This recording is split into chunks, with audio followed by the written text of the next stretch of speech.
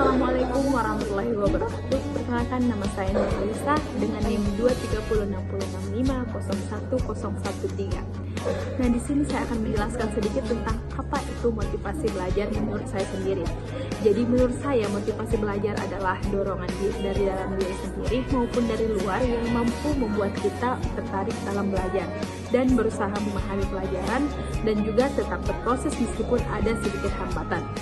Nah, motivasi belajar ini berfungsi sebagai tenaga pendorong supaya kita tetap fokus pada tujuan dan tidak mudah menyerah.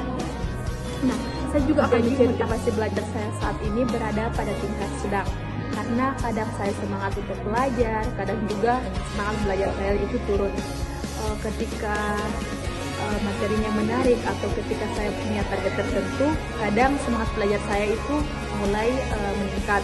Namun ada juga momen ketika saya merasa jenuh, lelah atau kurang fokus, sehingga itu yang membuat motivasi belajar saya turun.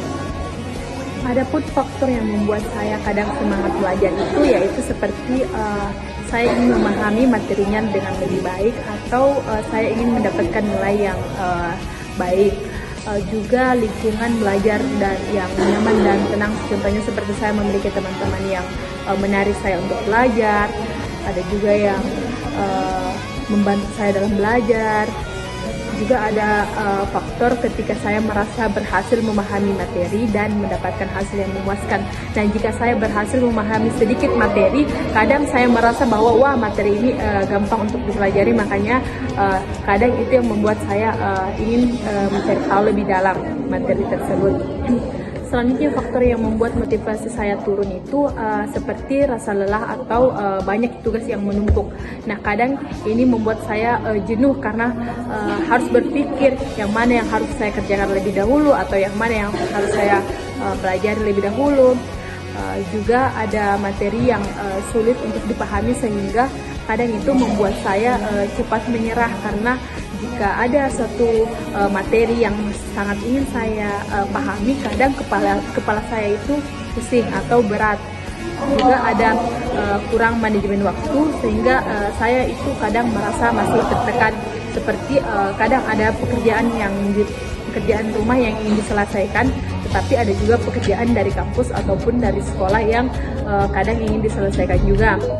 Nah, itu yang membuat kadang saya juga merasa terbebani. Dan juga adapun gaya belajar yang cocok untuk saya itu mungkin gaya belajar campuran. Alasannya karena saya lebih mudah mengingat materi jika melihat gambar, skema, warna, atau catatan ringkas. Saya juga mudah memahami pelajaran ketika mendengar penjelasan seperti melalui rekaman suara, video pembelajaran, atau melalui diskusi bersama. Jadi mungkin rencana pribadi yang dapat saya gunakan yaitu dengan membuat jadwal harian minimal 30 menit sampai 45 menit per mata pelajaran atau per mata kuliah. Terus membagi materi menjadi bagian kecil agar tidak terasa berat saat dipelajari. Kemudian menggunakan metode ringan, contohnya seperti 25 menit belajar ditambah 5 menit istirahat supaya fokus kita itu tetap terjaga. Kemudian membuat juga catatan visual seperti ringkasan warna, diagram atau mind map supaya kita tertarik untuk melihat catatan itu, dan mengulangi materi di akhir minggu untuk memastikan kita itu benar-benar memahami pelajaran yang sudah dipelajari.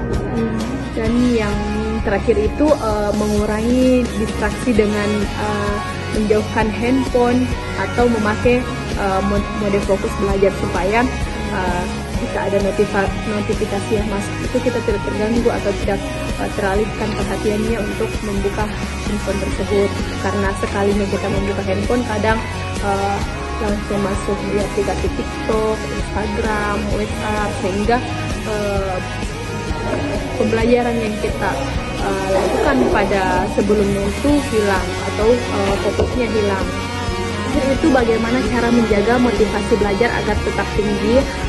Kalau menurut saya itu kita tetap menetapkan tujuan kecil yang realistis agar ada progres, terus memberikan reward untuk diri sendiri setelah menyelesaikan target belajar, contohnya seperti pergi makan enak atau jalan-jalan. terus menjaga kesehatan fisik dan mental dengan istirahat yang cukup, juga belajar di tempat yang nyaman dan bebas gangguan seperti di perpustakaan, di taman, atau di tempat yang tidak bising. Kemudian mengelilingi diri dengan lingkungan belajar yang positif seperti teman yang rajin belajar, teman yang memotivasi, dan teman yang mengajak kita belajar sendiri.